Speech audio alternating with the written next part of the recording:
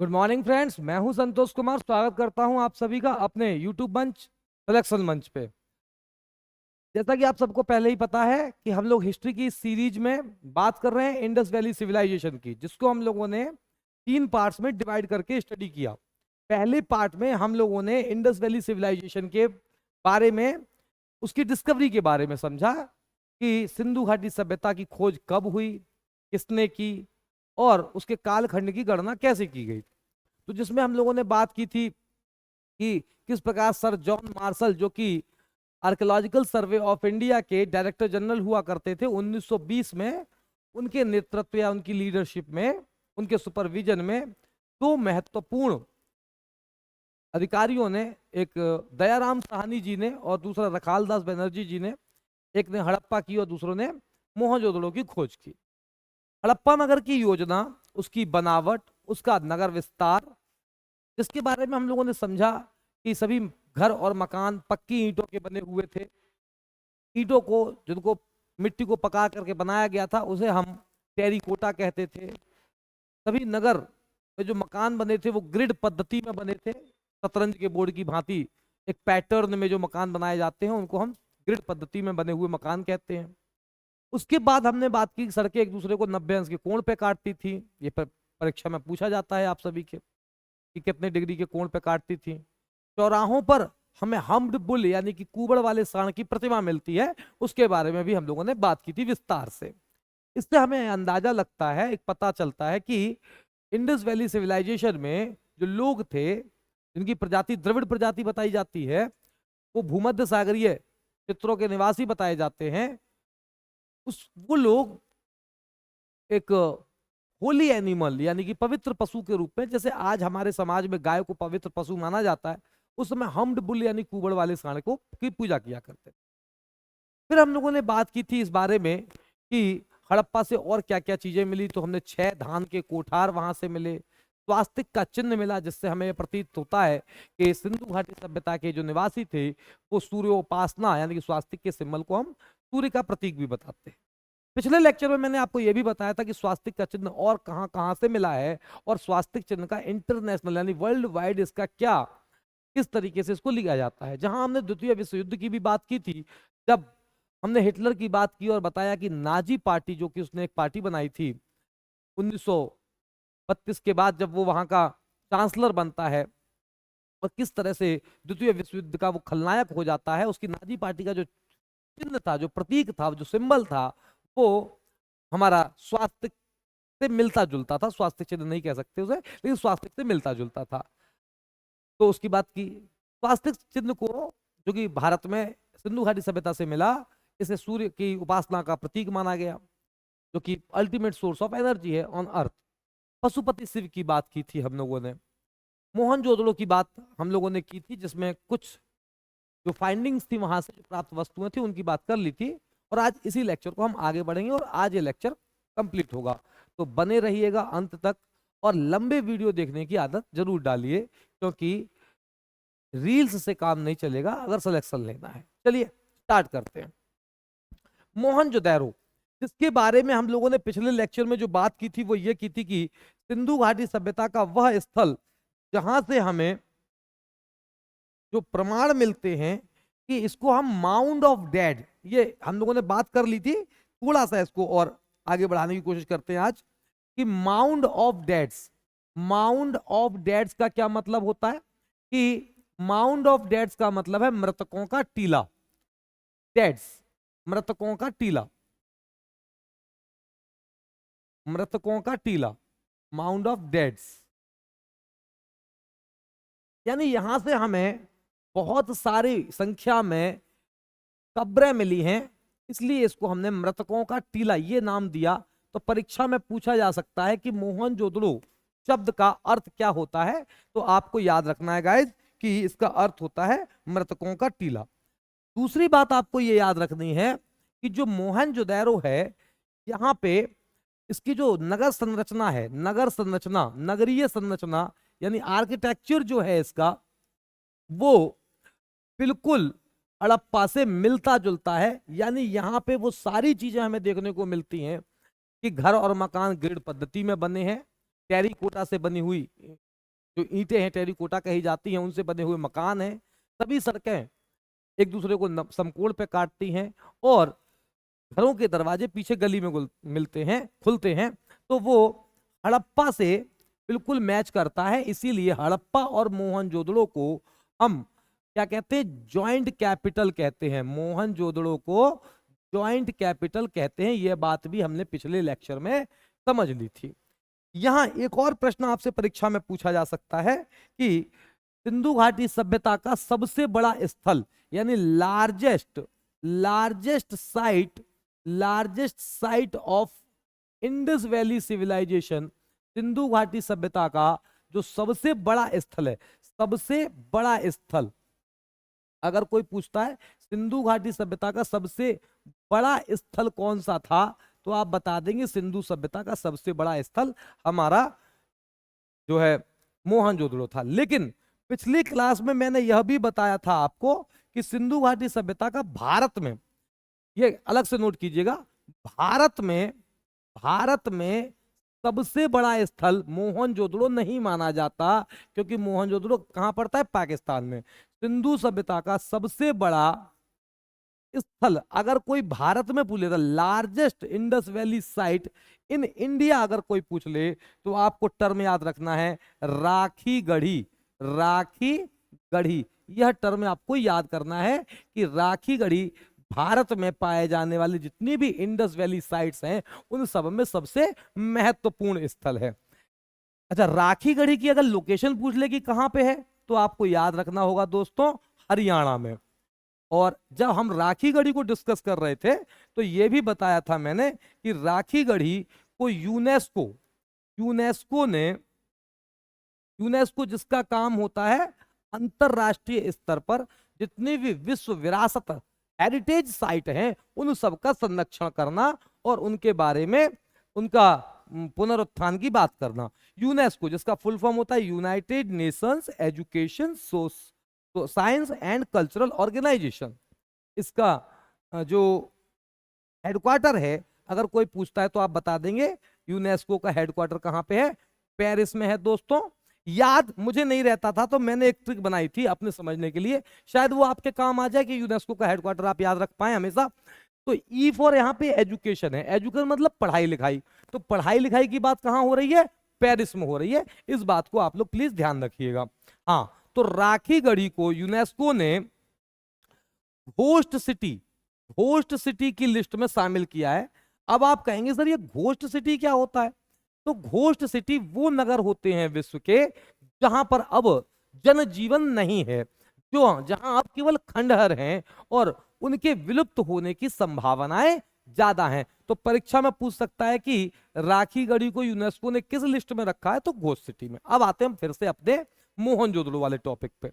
मोहनजोदड़ो जैसा कि मैंने आपको बताया, इसकी जो खोज है, मोहनजोदड़ो नगर की खोज किसने की थी, ये हमने पहले दिन अपने इंडस वैली के चैप्टर में समझ लिया था, लेकिन एक बार फिर से जल्दी से कमेंट बॉक्स में बताइए कि इसकी खोज किसने की थी। तो देखिए दयाराम साहनी ने हड़प्पा की, इसकी रखाल दास बैनर्जी ने मोहनजोदड़ो की खोज की थी। अगर कोई पूछता है कि कहां पे की थी, इसकी लोकेशन कहां है, अगर कोई पूछे कि इसकी लोकेशन कहां है, तो आपको याद रखना है इंडस वैली सिविलाइजेशन का जो मोहनजोदड़ो है वो आज के वर्तमान पाकिस्तान के सिंध प्रांत में लरकाना जिले में है। आपको याद आ रहा होगा मैंने बताया था कि लरकाना में गुरु नानक जो कि सिख धर्म के पहले गुरु थे उनका जन्म हुआ था, तो यहां पर है। इसकी जो खोज है 1922 में हुई थी, इस बात को आप ध्यान रख लेंगे। और किस नदी के किनारे है, तो इंडस रिवर के किनारे है, सिंधु नदी के किनारे है ये हमारा जो मोहनजोदड़ो है। मोहनजोदड़ो से प्राप्त वस्तुएं ये थोड़ी महत्वपूर्ण है, जरा ध्यान दीजिएगा। मोहनजोदड़ो, हड़प्पा, गढ़वीरा वाला और धौलावीरा, राखी गढ़ी और कालीबंगा, ये सिंधु घाटी सभ्यता के महत्वपूर्ण बड़े 6 स्थल हैं, जो 6 इंडस वैली इंपॉर्टेंट साइट्स हैं जिनको आपको ध्यान रखना चाहिए। तो हड़प्पा हम लोग पढ़ चुके, कालीबंगा हम पढ़ चुके, मोहनजोदड़ो हम पढ़ रहे हैं। कालीबंगा से ये चित्र मैंने बताया था, ये कालीबंगा में, इस चित्र को आप मोहनजोदड़ो से कनेक्ट मत कीजिएगा। पिछली स्लाइड में हम काफी सारे कंटेंट की वजह से इसको वहां पे ऐड नहीं कर पाए थे। ये जुते हुए खेतों का अवशेष है। क्या है? जुते हुए खेत, यानी कि प्लॉड फील्ड है ये, और उसका ये अवशेष जो हमें जिस रूप में मिला है, तो इसको हमने ये माना कि जुते हुए खेत कहां से प्राप्त हुए? कालीबंगा से जुते हुए खेत मिले हैं। जुते हुए खेत, जुते हुए खेत लिख दे रहा हूं मैं, आप समझ जाइए। प्लॉड फील्ड की बात हो रही है, प्लॉड फील्ड, जहां से कुछ चावल के दाने मिले, मिट्टी थोड़ी ऐसा लग रहा है कि गुड़ाई की गई है उसकी, है ना। हड़प मोहनजोदड़ो, मोहनजोदड़ो जो फेमस है ना बच्चों, दो चीजों के लिए फेमस है। एक विशाल, विशाल अन्नागार, विशाल अन्नागार हमें यहां से मिला। अगर कोई पूछता है कि सिंधु घाटी सभ्यता का सबसे बड़ा स्थल, सिंधु घाटी सभ्यता का जो सबसे बड़ा स्थल है वो मोहनजोदड़ो है, और सबसे बड़ी जो बिल्डिंग है, सबसे बड़ी इमारत जो है, लार्जेस्ट मॉन्यूमेंट अगर हमसे कोई पूछ ले तो हम बता देते हैं कि विशाल अन्नागार है, जो कि हमें मोहनजोदड़ो से मिला। और विशाल स्नानागार, जिसे हम ग्रेट बाथ कह रहे हैं दोस्तों, क्या कह रहे हैं इसे? Great bath. ग्रेट बाथ एक तरह से सिंधु सभ्यता के लोगों के लिए वो जगह थी जब यह समूह में किसी धार्मिक अनुष्ठान, कोई त्योहार मनाने के लिए समाज का संपूर्ण समाज एक जगह इकट्ठा होता था और उसको सामूहिक रूप से सेलिब्रेट करते थे। उस कुंड को, जिसको हम स्विमिंग पूल की तरह देख सकते हैं, इसकी संरचना में आप यहाँ पाएंगे, यहाँ कुंड में उतरने के लिए सीढ़ियां, स्टेयर्स हैं। इसके किनारे पर यहाँ बैठ करके नहाने की व्यवस्था है। जो बुजुर्ग हैं या किसी भी रूप से वो पानी से उनको डर है, हाइड्रोफोबिया। अच्छा, ये सवाल याद देख लीजिएगा कि पानी से डरने वाले को इंग्लिश में क्या कहते हैं, तो इंग्लिश के कॉन्टेक्स्ट के हिसाब से भी अगर आप देखें तो बड़ा इंपॉर्टेंट है, और एग्जाम में जीएस में भी पूछ लेता है, जिसको पानी से भय लगता है उसे क्या कहते हैं, तो हाइड्रोफोबिया कहते हैं। तो वो अपना किनारे पर बैठ करके नहा सकता है। इसके चारों तरफ हाई राइज वॉल्स थी, और फिर छोटे छोटे चेंजिंग रूम थे जहां महिलाएं और बच्चे कपड़े बदलते थे। तो बस इतना ही पूछा जाता है कि विशाल स्नानागार कहां से पाया गया। इसका हालांकि आपको यहाँ पे मेजरमेंट भी दिया हुआ है कि 11.88 मीटर लंबा और 7 मीटर वो चौड़ा था। तो ये यूपीएससी के हिसाब से थोड़ा सा महत्वपूर्ण हो जाता है, लेकिन आपको केवल इतनी बात याद रखनी है कि दो महत्वपूर्ण बिल्डिंग कौन सी, ग्रेट ग्रेनरी और हमारा ग्रेट बाथ। इसके अलावा यहां से बहुत सारी चीजें मिली हैं मोहनजोदड़ो से, जो हम लोगों ने पिछली क्लास में हल्का फुल्का देखा था।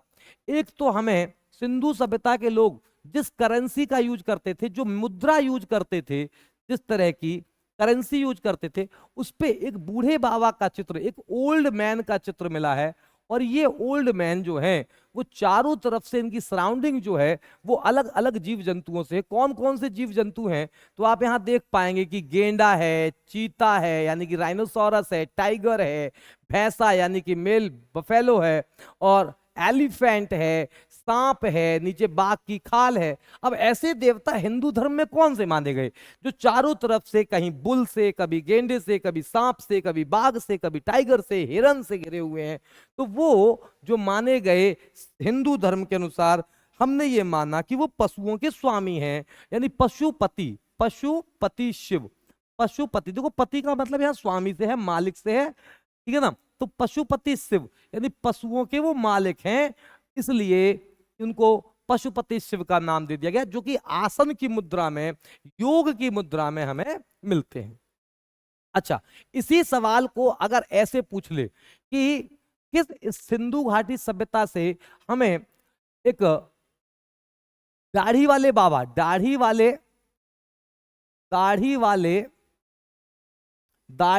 बाबा या दाढ़ी वाले पुजारी, दाढ़ी वाले पुजारी का चित्र मिलता है, दाढ़ी वाले पुजारी का चित्र हमें कहां से मिलता है, तो अभी आप क्या बता देंगे, वो भी हमें सिंधु घाटी के मोहनजोदड़ो से मिलता है, मोहनजोदड़ो से मिलता है। तो सिंधु घाटी सभ्यता में एक तो योगी की प्रतिमा वाला जो योगी का चित्र है वहां की मुद्रा पे जो हमें दिखता है वो भी मिलता है, और दूसरा एक दाढ़ी वाले पुजारी जिसकी बियर्ड वर्शिपर या कह लीजिए प्रीस्ट का जो चित्र मिलता है वो भी हमें मोहनजोदड़ो से मिलता है। तो हमने दो बिल्डिंग्स देखी, एक स्नानागार और एक अन्नागार। फिर एक दाढ़ी वाले बाबा देखे जो शॉल ओढ़े हुए चित्र में है और वो पुजारी की शक्ल में नजर आ रहे हैं, ठीक। और एक हमने योगी का चित्र देखा, इसको योगी कहा गया जो कि योग की मुद्रा में है। इनको हमने पशुपति शिव, और यही माना जाता है कि सिंधु घाटी सभ्यता के जो मूल निवासी थे उनके प्रिय देवता जो थे वो पशुपति शिव थे। हालांकि सिंधु घाटी सभ्यता में आपसे एक प्रश्न पूछा जाएगा मातृ देवी को लेकर के, जिनकी बहुत सारी प्रतिमाएं हमें मिली हैं सिंधु घाटी सभ्यता से, उनका भी जिक्र हम यहां पे करेंगे। लेकिन अब उन दो चीजों के बाद दो वस्तुओं की बात कर लेते हैं। सिंधु घाटी सभ्यता से एक हमें, मेरी बात को अदरवाइज मत लीजिएगा, एक स्टैचू मिला है, bronze statue, bronze statue of female dancer, और इसको हम हिंदी में कह सकते हैं कि एक कांसे की नर्तकी की मूर्ति मिली है। यूपीएससी में कुछ बुक्स में, जो जहां पे यूपीएससी के जो स्टडी करते हैं उन बुक्स में और कुछ किताबों में आपको वहां देखने को मिलेगा कि न्यूड स्टैचू यानी कि एक निवस्त्र तस्वीर एक नर्तकी की जो मिली है वो कहां से मिली है। अगर ऐसे भी पूछ ले तो आप बता दीजिएगा कि हमें वो मोहनजोदड़ो से मिली है। इसी बात से हमें यह पता चलता है कि सिंधु घाटी सभ्यता वाले किस धातु का प्रयोग करते थे, तो ब्रॉन्ज का यूज करते थे, है ना। और ब्रॉन्ज मतलब हिंदी में क्या होता है बच्चों, कांसे का प्रयोग करते थे। और कांसा जो बनाया जाता है एलॉय कहते हैं। एलॉय का मतलब होता है मिश्र धातु, और इसका मतलब यह निकलता है कि सिंधु घाटी सभ्यता के लोग मिश्र धातु बनाना जानते थे। अगर केमिस्ट्री के लैंग्वेज में बात करें तो मेटलर्जी जानते थे, धातु कर्म जानते थे, और वे दो धातुओं को मिलाकर, कौन कौन सी धातुओं को, ये पहले भी बताया था मैंने, तांबा और टिन, यानी कि वो कॉपर से भी परिचित थे और टीन से भी परिचित थे। इन दोनों को कमेंट बॉक्स में आपको ये बताना है कि भारत में सबसे ज्यादा कॉपर प्रोड्यूसिंग स्टेट कौन सा है और कॉपर का स्टोरेज करने वाला स्टेट कौन सा है। ये दोनों बातें मैंने क्लास में बता दी हैं। तांबे का उत्पादन करने वाला सबसे बड़ा राज्य और तांबे का भंडारण करने वाला सबसे बड़ा राज्य कौन सा है।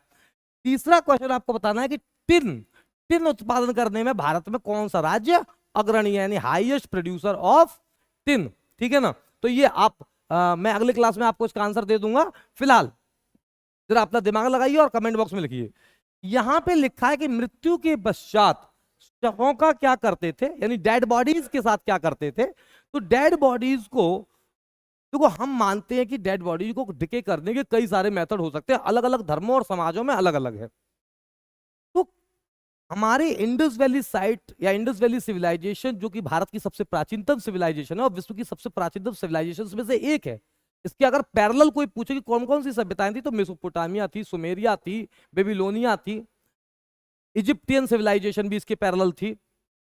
तो अलग अलग सिविलाइजेशन में डेड बॉडीज के साथ अलग अलग तरीके का बर्ताव किया जाता था, यानी अलग अलग तरीके से उसको डिके करने का जो मेथड था वो भिन्न भिन्न था।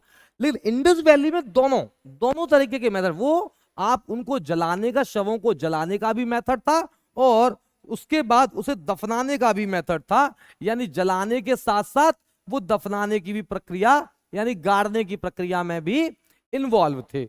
तो ये चीजें मिली। हमने यहां बताया कि कांसे की मूर्ति मिली, लकड़ी की खिलौना गाड़ी बड़ी मिली।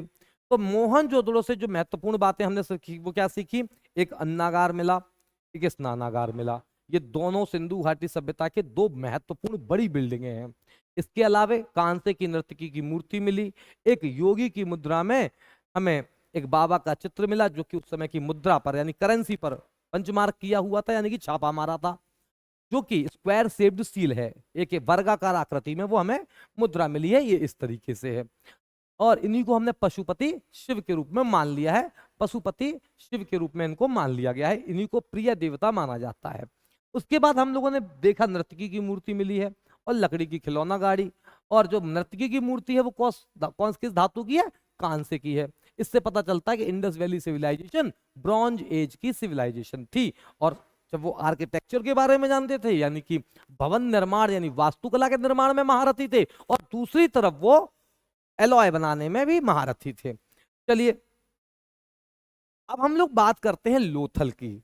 लोथल सिंधु सभ्यता का सबसे बड़ा, अगर हम बात करें सिंधु सभ्यता का जो सबसे महत्वपूर्ण स्थल है उनमें एक स्थल है लोथल। लोथल की विशेषताएं, लोथल की पहले हम विशेषताएं समझ लेते हैं। लोथल में क्या क्या विशेषताएं, उसके बाद हम लोकेशन की बात करेंगे। लोथल की पहली विशेषता यह है कि ध्यान रखिएगा कि सिंधु घाटी सभ्यता में मैंने बताया हमेशा कि घरों के दरवाजे पीछे गली में खुलते थे और गली से होकर हम मुख्य सड़क पे जाते थे, जबकि यहां पर विशेषता यह है कि ये एक्सेप्शन है, अपवाद है। इस मामले में अपवाद है, यहां पर घरों के दरवाजे घरों के दरवाजे घरों के दरवाजे मुख्य सड़क की ओर खुलते थे, मुख्य सड़क की ओर खुलते थे। घरों के दरवाजे मुख्य सड़क की ओर खुलते थे, घरों के दरवाजे मुख्य सड़क की ओर खुलते थे। लोथल में दूसरी बात, लोथल से हमें बंदरगाह मिला है। बंदरगाह का मतलब क्या होता है, बंदरगाह को इंग्लिश में पोर्ट कहते हैं। यानी सिंधु घाटी सभ्यता का पोर्ट सिटी कोई पूछे कि कौन सा है तो आप बता देंगे लोथल है। लोथल सिंधु घाटी सभ्यता का पोर्ट सिटी है। एक और विशेषता देख लेते हैं, सिंधु घाटी सभ्यता से के लोथल नामक स्थल से हमें घोड़े की हड्डियों के अवशेष मिले हैं। घोड़े की अस्थियां मिली हैं, अस्थि मिली है।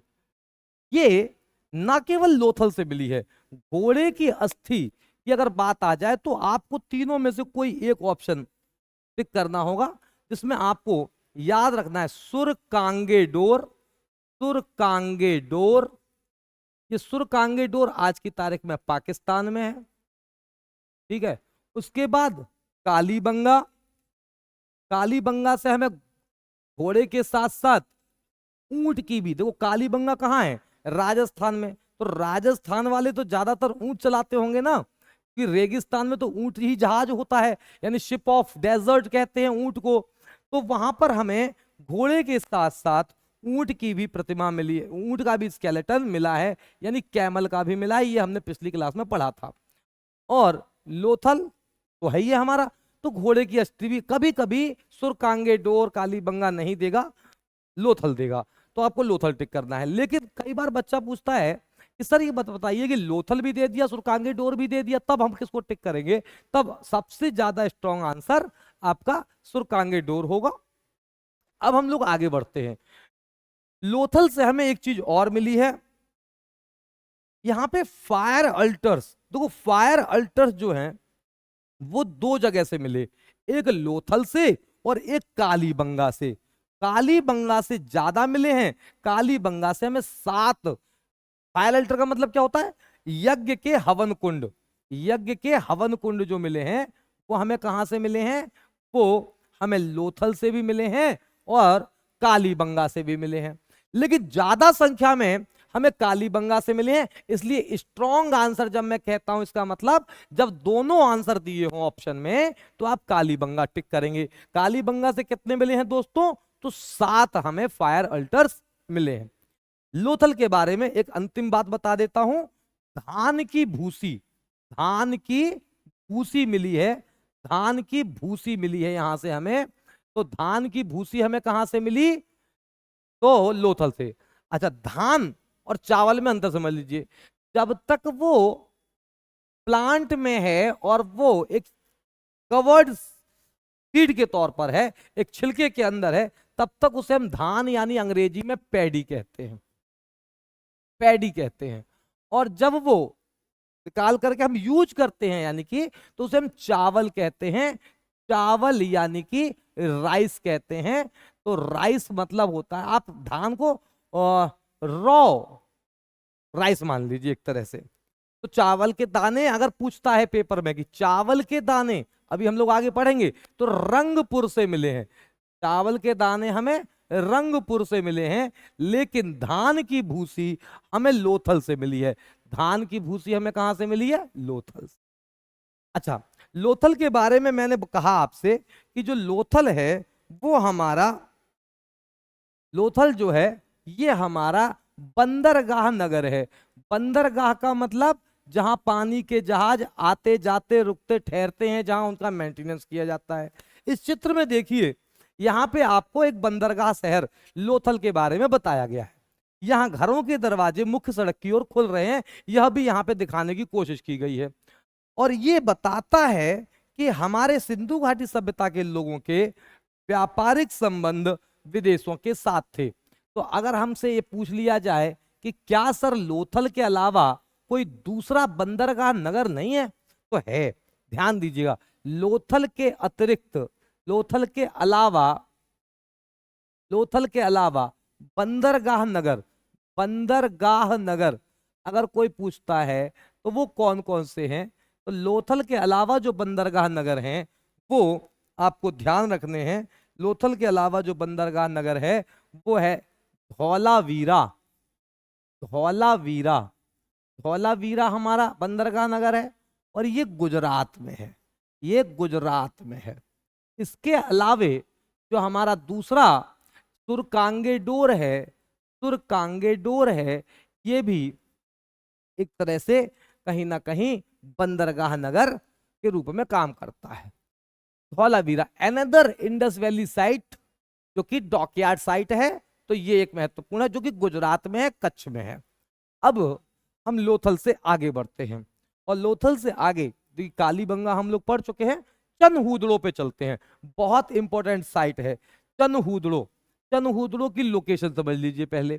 चनहूदड़ो की लोकेशन, चनहूदड़ो की लोकेशन जो है वो आज के पाकिस्तान में है। पाकिस्तान में, पाकिस्तान के सिंध प्रांत में, यानी मोहनजोदड़ो के, जहां मोहनजोदड़ो जिस राज्य में है उसी राज्य में चनहूदड़ो स्थित है। चनहूदड़ो से क्या मिला है? मनके बनाने का कारखाना। मनके यानी कि इसको मिंट कहते हैं। मिंट का मतलब होता है दोस्तों, मिंट का मतलब होता है वो इलाका जहां से हमें, मिंट का मतलब होता है जहां पर टकसाल होती है। टकसाल मतलब जहां पर सिक्के ढाले जाते हैं। तो सिंधु घाटी सभ्यता की टकसाल कहां पे थी? अगर टकसाल पूछ ले कि टकसाल कहां पे थी, तो आप बता देंगे सिंधु घाटी सभ्यता की टकसाल चनहूदड़ो में थी। यहीं से हमें श्रृंगार, श्रृंगार करने के लिए महिलाओं के लिए कुछ वस्तुएं मिली, जैसे कॉम्ब मिला। कॉम्ब का मतलब होता है कंघा, कंघा मिला है हमें यहां से। और इसके साथ साथ हमें लिपस्टिक मिला है, लिपस्टिक मिला है। लिपस्टिक मतलब आप जानते हैं, होठलाली कह सकते हैं या कह सकते हैं जो होठों पे लड़कियां लगाती हैं, ठीक है। तो ये इससे अंदाजा लगा सकते हैं कि हमारे पूर्वज अपने सजने संवरने पर भी ध्यान दिया करते थे। इसके बारे में सबसे इंपॉर्टेंट क्वेश्चन ध्यान दीजिएगा दोस्तों। Chanhudaro was unfortified, unfortified city of Indus valley civilisation. Sindhu घाटी सभ्यता में वह स्थल, सिंधु घाटी सभ्यता का वह स्थल, वह स्थल जिस, जहां किलेबंदी, यानी किले नहीं पाए गए, किलेबंदी नहीं की गई थी, जहां किलेबंदी नहीं की गई थी उस, वो चनहूदड़ो है। तो एक तो मनके बनाने का कारखाना है, इसलिए इंपॉर्टेंट हो गया। दूसरा यहां से सजने संवरने की चीज मिली है, कॉम्ब और लिपस्टिक। तो देखिए भारतीय लोगों को सजने संवरने का बहुत शौक, और महिलाओं के बारे में तो प्लीज हमारी जो सिस्टर्स हैं, बहनें हैं, बच्चे, वो फीमेल कैंडिडेट जो स्टूडेंट जुड़े हुए हैं वो इस बात का खराब ना माने। ये अच्छी बात है, हर एक व्यक्ति को अपने ऊपर ध्यान देना चाहिए। लेकिन एक सर्वे रिपोर्ट आई थी कुछ साल पहले, ईयर मुझे ठीक से याद नहीं, 2016 या 17 के आसपास की बात है, जिसमें यह कहा गया था कि भारत की महिलाओं की संख्या के आधार पर और उनका अपनी रूप सज्जा पर दिए जाने वाले ध्यान के हिसाब से, होने वाले खर्च के हिसाब से यह बताया गया कि भारतीय महिलाएं ब्यूटी पार्लर्स और कॉस्मेटिक्स पे जो खर्च करती हैं उसका 1 साल का जो खर्च है उससे नेपाल की जीडीपी से भी ज्यादा है। तो इसका मतलब आप समझ लीजिए कि महिलाएं अगर चाह जाएं तो वो अपने खर्चों को बचा करके नेपाल जैसे देश को भी अपने कंट्रोल में ले सकती हैं, ठीक है ना, उसकी जीडीपी संभाल सकती हैं, उसका मैनेजमेंट संभाल सकती हैं। तो ठीक है, चलिए आगे बढ़ते हैं, इसके आगे बढ़ते हैं। तो चंद हुदड़ो के बारे में आपने देखा कि ये सब कुछ मिला। ये देखिए इस तरह की जो मुद्राएं वहां छापी जाती थी, ठीक। रंगपुर के बारे में, रंगपुर जो है वो गुजरात में पड़ता है, ठीक है। और लोथल के बारे में तो हम बता ही चुके हैं पहले की गुजरात में, और गुजरात का ये बंदरगाह नगर है। रंगपुर से भी, और चावल के दाने, यहाँ जो चावल के दाने लिखे हैं ये उसी सेंस में, रंगपुर से चावल के दाने और गुजरात से लोथल से हमें जो मिला वो धान के अवशेष मिले हैं, अवशेष मिले हैं, धान के अवशेष मिले हैं, ठीक है, जिनसे धान की खेती करने का भी प्रमाण मिलता है। तो सिंधु घाटी सभ्यता के लोग धान उगाते थे, इस बात का प्रमाण हमें मिलता है, जौ भी उगाते थे। तुर्कोतदा, कालीबंगा और लोथल ये वो जगह हैं जहां से घोड़ों की अस्थि पंजर यानी हड्डियां मिली हैं। ये बात मैंने आपको पहले भी बताई थी। अच्छा, गलती से मैं वहां पे सुरकोतदा की जगह कांगेडोर बोल गया था, इसके लिए माफ कीजिएगा, वो स्लिप ऑफ टंग मान करके। सिंधु घाटी सभ्यता के लोग यातायात के लिए बैलगाड़ी और घोड़ा गाड़ी का यूज करते थे, भैंसा गाड़ी और बैलगाड़ी का। अच्छा, यहां पे एक बात बता दूं, अभी तक हम लोगों ने इतना डिस्कशन कर लिया, कहीं पर गाय का यानी काऊ का चित्र नहीं आया है। इसका मतलब यह माना जाता है बुद्धिजीवियों और हिस्टोरियंस के द्वारा कि गाय के विषय में सिंधु घाटी सभ्यता के लोगों को कोई जानकारी नहीं थी, they were not aware about cow. और गाय का जो एक तरह से बोलबाला है या जो समाज में उसका स्वीकृति है और उसका जो हमें प्रमाण मिलते हैं वो इसके बाद यानी वैदिक काल में हमें वो देखने को मिलता है। तो गाय बड़ा पवित्र जानवर है, लेकिन सिंधु घाटी सभ्यता में बैल का जिक्र है, सांड का जिक्र है, और कोई भी एविडेंस हमें गाय के बारे में अभी तक नहीं मिला है। जो उनकी काउंटिंग थी या जो उनकी तौल माप की इकाइयां थी, जो यूनिट्स थी, वो 8, 16, 32, 64 इस रूप में चलती थी, यानी दशमलव पद्धति का उन्हें ज्ञान नहीं था। जीरो की खोज नहीं हुई थी तो दशमलव पद्धति का ज्ञान नहीं था। मेसोपोटामिया, अगर कोई पूछता है कि मेसोपोटामिया कहां पर है तो आप बता देंगे मेसोपोटामिया इराक में जो दजला और फरात नदियां हैं उनके पास जो सभ्यता पाई गई, विश्व की प्राचीनतम सभ्यताओं में से एक मेसोपोटामिया की सभ्यता है। और मेसोपोटामिया के अभिलेखों में एक शब्द यूज हुआ है मेहुला। इस शब्द का प्रयोग आईवीसी यानी इंडस वैली सिविलाइजेशन के लिए यानी भारतीय सभ्यता के लिए किया गया है, जिससे ये पता चलता है कि इंडस वैली सिविलाइजेशन। तो पेपर में क्या क्वेश्चन आ सकता है कि मेसोपोटामियन सिविलाइजेशन में सिंधु घाटी सभ्यता के लिए किस शब्द का प्रयोग किया गया है। धरती को उर्वरा की देवी बताते हैं, ये मैंने आपको पहले दिन बता दिया था। हड़प्पा से हमें एक ऐसा चित्र मिला है जिसमें एक स्त्री के उदर से जो पौधा है वो निकलते हुए दिखाया गया है, यानी पृथ्वी को हम उर्वरा यानी कि गॉडेस ऑफ फर्टिलिटी मानते हैं, ठीक। सिंधु सभ्यता के लोग तलवार से परिचित नहीं थे, यानी कि वे तलवार के विषय में, इस वेपन के बारे में जानते ही नहीं थे। और वहां से आग में पकी हुई मिट्टी को हम टेरिकोटा कहते थे। तो ये सिंधु घाटी सभ्यता के कुछ महत्वपूर्ण स्थलों की बात हुई। तो अभी तक दोस्तों हम लोगों ने क्या क्या बात कर ली उसको जरा समझते हैं, फिर आगे बढ़ेंगे।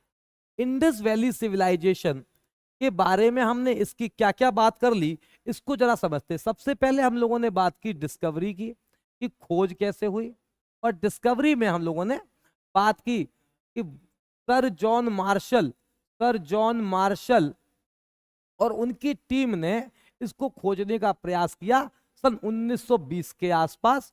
और 1921 में हड़प्पा और 1922 में मोहनजोदड़ो की खोज, और उसके बाद महत्वपूर्ण अन्य नगरों की खोज हुई। इसके बाद हम लोगों ने बात की सिंधु घाटी सभ्यता के लोगों के बारे में, यानी कि उससे जुड़े हुए एसोसिएटेड जितनी भी साइट्स है इंडस वैली की, उन इंपॉर्टेंट साइट्स के बारे में, जैसे कौन कौन से शहर की बात की हमने, हड़प्पा की बात की, हड़प्पा के साथ साथ हमने मोहनजोदड़ो की बात की, मोहनजोदड़ो की बात की, और उसके बाद हम लोगों ने लोथल, कालीबंगा, कालीबंगा, रंगपुर, रंगपुर, रंगपुर, चनहूदड़ो जहां से हमें मनके बनाने का कारखाना मिला, उसकी बात की, और इस तरीके से हम लोगों ने अन्य जो तुर्कोतदा वगैरह के बारे में भी कुछ एविडेंस जुटाए। अब हम यहां से उनके social social political and economic life के बारे में बात करेंगे। तो जरा ध्यान देते हैं, पहले हम लोग सोशल लाइफ के बारे में बात कर रहे हैं, इसको जरा ध्यान से समझिएगा। सिंधु घाटी सभ्यता के लोगों का सामाजिक जीवन, सिंधु घाटी सभ्यता के लोगों का सामाजिक जीवन, ये मैंने थोड़ा सा इसका हिंट आपको पिछली क्लास में दिया था। सोशल लाइफ, सबसे पहला प्रश्न आपसे ये पूछा जाएगा, सिंधु घाटी सभ्यता के लोग कौन थे? तो अगर पूछते हैं कि कौन थे, तो आप कह देंगे वो द्रविड़ थे, वो द्रविड़ जाति के लोग थे। सिंधु घाटी सभ्यता के लोग द्रविड़ प्रजाति के लोग थे। अच्छा, सिंधु घाटी सभ्यता के जो द्रविड़ जाति के लोग थे, ये भूमध्य सागरीय क्षेत्रों से आए हुए या भूमध्य सागरीय जलवायु से प्रभावित बताए जाते हैं। तो भूमध्य सागरीय क्षेत्रों से ये बताए जाते हैं, या भूमध्य सागरीय जलवायु का इस पर प्रभाव था। इनके जो परिवार थे, इनके जो परिवार थे वो मैट्री आर्ची सोसाइटी में रहते थे। मैट्री आर्ची सोसाइटी, मैट्री आर्ची सोसाइटी का मतलब होता है मात्र सत्तात्मक परिवार, ऐसे परिवार जिनमें मां की सत्ता रही हो, उसे हम मात्र सत्तात्मक परिवार कहते हैं। ठीक, महिलाओं को समाज में उच्च स्थान प्राप्त था। इससे यह पता चलता है कि महिलाओं को उच्च स्थान, हाई सोशल स्टेटस, उच्च स्थान प्राप्त था। यह भी हमें इनके समाज से देखने को मिलता है। अच्छा, मनोरंजन के लिए, मनोरंजन के लिए, मनोरंजन के लिए चौपड़, चौपड़ यानी कि लूडो की तरह कुछ खेल, घुड़सवारी वगैरह ये लोग किया करते थे, घुड़सवारी ये सब करते थे।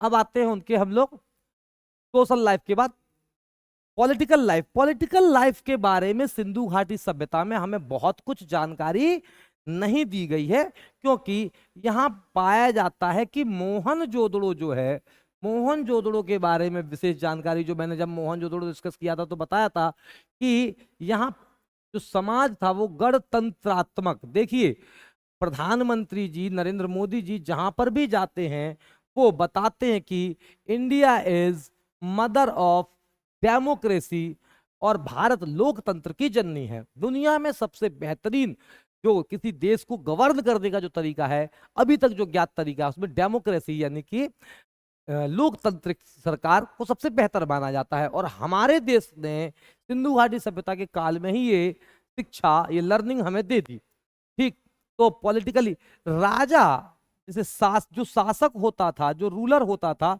वो दोनों प्रकार से चुना जाता था, जनता के द्वारा भी और कभी कभी राजतंत्र का भी हमें यहाँ पे देखने को मिलता है। राजा की हेल्प के लिए उसके हेल्पर के तौर पे जो पुरोहित होता था, वो समाज का सबसे बुद्धिजीवी लोगों में से एक होता था। तो राजा होता था, पुरोहित होता था, और उसके डिफेंस के तौर पर सेनानी यानी कि सेनापति होता था, और बाकी उसको हेल्प करने के लिए कुछ लोगों का एक समूह होता था, जैसे आज की तारीख में मंत्री परिषद होता है। तो कोई बहुत विशेष जानकारी इसके बारे में हमें मिलती नहीं है। इकोनॉमिक लाइफ में अगर कोई पूछे तो देवर फार्मर्स, वे क्या थे? बेसिकली देवर फार्मर, यानी कृषि से वो जुड़े हुए थे। और कृषि में उनकी जो मुख्य फसलें हैं, अगर कोई पूछे कि सिंधु घाटी सभ्यता के लोगों की मुख्य फसल क्या है, तो आप बता देंगे जौ, चावल और गेहूं। ठीक है, इसके अलावे कपास यानी कॉटन का पहला एविडेंस दुनिया में हमें कहां से मिला है? तो आईवीसी से मिला है। आईवीसी। दुनिया में सबसे ज्यादा कॉटन उत्पादन करने वाला देश अगर कोई पूछता है तो चीन, और भारत दूसरे नंबर पर। और कपास उत्पादन यानी कॉटन कल्टीवेशन में भारत का कौन सा राज्य है? तो गुजरात। यानी कि हमें ये गुजरात से ही इसके प्रमाण मिले हैं कपास उत्पादन के। ठीक, तो ये उनका इकोनॉमिक लाइफ हो गया। रिलीजियस लाइफ में, रिलीजियस यानी कि धार्मिक जीवन में, रिलीजियस लाइफ में अगर आप बात करें धार्मिक जीवन, धार्मिक जीवन की, तो धार्मिक जीवन में उन्होंने किन किन चीजों का पालन किया हुआ है ये हम देखने की कोशिश करेंगे।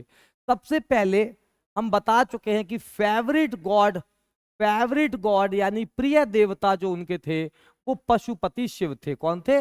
पशुपति शिव। पशुपति शिव। ठीक, मैं एक ही बात को कितनी बार इसलिए बता रहा हूं कि मैं चाहता हूं कि आपके दिमाग में क्लास में ही बैठ जाए, आपको रटना ना पड़े कोई चीज, और आप जब परीक्षा देने जाए तो मेरी साउंड आपके कानों में सुनाई दे आपको कि हाँ ऐसा कुछ बोला था जब आप ऑप्शन देखें। उसके अलावे फेवरेट गॉडेस यानी कि प्रिय देवी जी के रूप में मातृ देवी की पूजा की जाती है। मातृ देवी उनकी फेवरेट गॉडेस है। ठीक है, इसी से हमें अंदाजा मिलता है कि सिंधु घाटी सभ्यता के लोग स्त्री को सम्मान देते थे। दूसरी चीज हमने बात की कि उनका होली एनिमल कौन सा है। होली एनिमल उनका, तो अभी हम लोग कई बार बोल चुके हैं कि जो हम्प्ड बुल था, हम्प्ड बुल वो कुबड़ वाला सांड, कुबड़ वाले सांड की प्रतिमा हमें मिलती है हर जगह, जिससे पता चलता है कि उनका पवित्र पशु था। होली ट्री, होली ट्री अगर कोई पूछता है तो आप बता देंगे पीपल और बरगद, तो पीपल याद रख लेंगे और साथ में बरगद भी याद कर लेंगे। पीपल और बरगद यानी कि बनियान ट्री और पीपल ट्री। होली रिवर अगर कोई पूछता है, होली रिवर अगर कोई पूछता है तो आप बता देंगे सरस्वती। सरस्वती, सरस्वती को हम होली रिवर के रूप में देखते हैं, जो बाद में विलुप्त हो गई है नदी, और बाद में इसे गॉडेस ऑफ नॉलेज माना गया, म्यूजिक का गॉडेस भी माना गया। यहां तक कि उनकी रिलीजियस बिलीफ में हम लोगों ने स्वास्तिक के चिन्ह की बात की थी, हड़प्पा से मिला था, और स्वास्तिक चिन्ह दुनिया में कई जगहों पर इसके बारे में अलग अलग धारणाएं और अवधारणाएं हैं। भारत में इसे धार्मिक प्रतीक, हिंदुत्व का प्रतीक, सूर्य उपासना का प्रतीक माना जाता है। सिंधु घाटी सभ्यता का अंत कैसे हुआ, यानी end of Indus valley civilisation, Sindhu घाटी सभ्यता का अंत कैसे हुआ? तो अलग अलग विचारधाराएं हैं। लोग कहते हैं, कुछ विद्वान मानते हैं कि बाढ़ के कारण, बाढ़ के कारण, कोई कहता है महामारी के कारण, महामारी के कारण यानी कोई पैंडेमिक के कारण, कोरोना जैसी कोई पैंडेमिक हो गया होगा इसके कारण, या फिर कुछ लोग मानते हैं भूकंप के कारण, भूकंप के कारण, भूकंप के कारण इसका अंत हुआ होगा। ठीक है, अलग अलग विचारकों के अलग अलग कारण हैं, इसलिए मोटे तौर पर हम आंसर ये मान लेते हैं कि किसी नेचुरल डिजास्टर यानी प्राकृतिक आपदा, नेचुरल डिजास्टर के कारण सिंधु घाटी सभ्यता का अंत हुआ होगा। तो यह सभ्यता से संबंधित जितने भी प्रश्न हैं, मैंने कोशिश की है दोस्तों कि ज्यादा से ज्यादा क्वेश्चन जो एग्जाम्स में पूछे जाते हैं उनको मैं कवर कर सकूं, और इसके बाद हम एक इंडस वैली से संबंधित एमसीक्यूज का सेशन रखेंगे, जिसमें मैं पिछली परीक्षाओं में प्रीवियस ईयर क्वेश्चन जो आए हैं उनको आपको यहाँ पे सॉल्व करेंगे, और किस तरह से हमारी परीक्षा में अप्रोच रहनी चाहिए, किस तरीके से हमें परीक्षा में क्वेश्चन को सॉल्व करना चाहिए, और जो प्रश्न नहीं आते उसको जब कभी हमें गैस करना हो, जब हम 50-50 में फंस रहे हो, दो ऑप्शन में कभी डाउट हो जाए, तो उस समय हमें किस तरह की अप्रोच यूज करनी चाहिए, ताकि हमारी परीक्षा में वो प्रश्न जो हम एक तरह से गैस कर रहे हैं, तुक्का नहीं, तुक्का का मतलब होता है कि हमें कुछ नहीं पता, गैस का मतलब होता है कि जब आप 50-50 में थोड़ा सा कंफ्यूज हो, उस समय किस तरह की अप्रोच लगा करके हमें परीक्षा में पेपर को, क्वेश्चन को टिक करना है, आंसर करना है, इन सब पर भी बात करेंगे, और आपको एहसास होगा कि जो क्लास में पढ़ाया गया है उसी से संबंधित प्रश्न प्रीवियस ईयर क्वेश्चन पेपर में पूछे जाते हैं। तो प्लीज जुड़े रहिएगा। और अगर आपको हमारा यह प्रयास किसी भी रूप में लगता है कि आपके किसी भी काम का है, तो प्लीज हमारे चैनल को ज्यादा से ज्यादा शेयर करें, सब्सक्राइब करें, लाइक करें और कोशिश करें कि ज्यादा से ज्यादा लोग इसका लाभ उठा सकें। अभी के लिए इतना ही, धन्यवाद। मैं संतोष कुमार, प्रणाम, नमस्कार।